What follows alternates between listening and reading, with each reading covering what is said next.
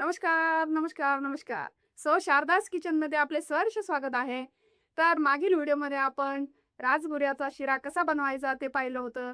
आज आषाढी एकादशी निमित्त आपण बनवणार आहोत उपवासाचा समोसा. तर उपवासाच्या समोश्याची रेसिपी आहे.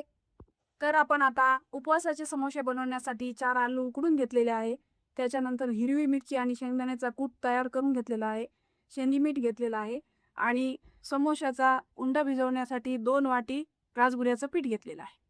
तर आता आपण चटणी बनवण्यासाठी तेल गरम करून घेऊया.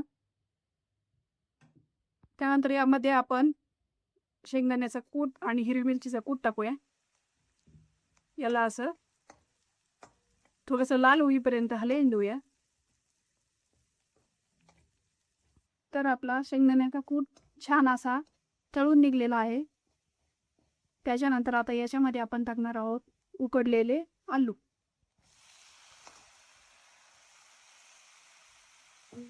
आणि चवीनुसार मीठ.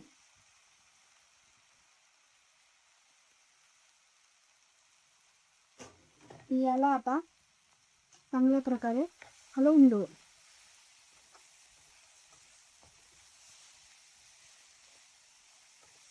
ही आता आपली समोशाची चटणी तयार झालेली आहे.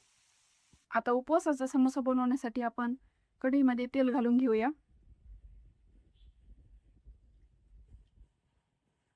आणि आता तेल गरम करून घेऊया. आपण आता हे पीठ मळून घेतलेलं आहे. आता याची आपण बनवणार आहोत पोळी.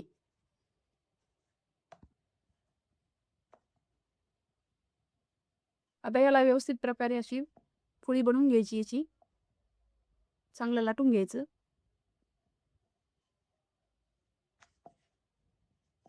आता याचे आपण मधातून असे 2 तुकडे करून घेऊया. ही झाली आपली समोशाची पोळी तयार. त्याच्यानंतर याला असं बॅटर बनवून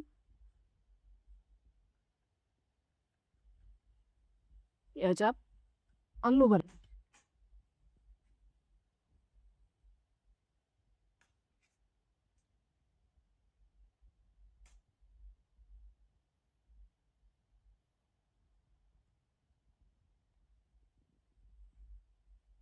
आता याला तळून घे. तर आपण आता हे राजगिऱ्याचे समोसे तयार करून घेतलेले आहे. आता याला आपण कढईत तळून घेऊया. असं व्यवस्थित आरामाने टाकायचं. हातावर उडालं नाही पाहिजे.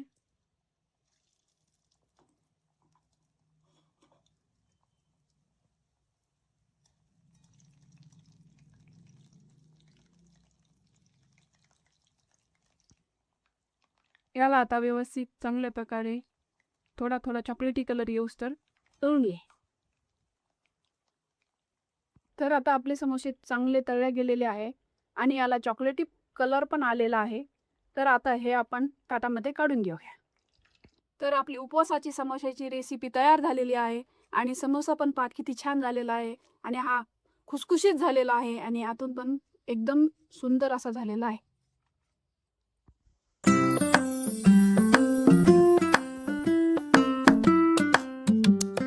तर आपली समोशाची रेसिपी तयार झाली आहे.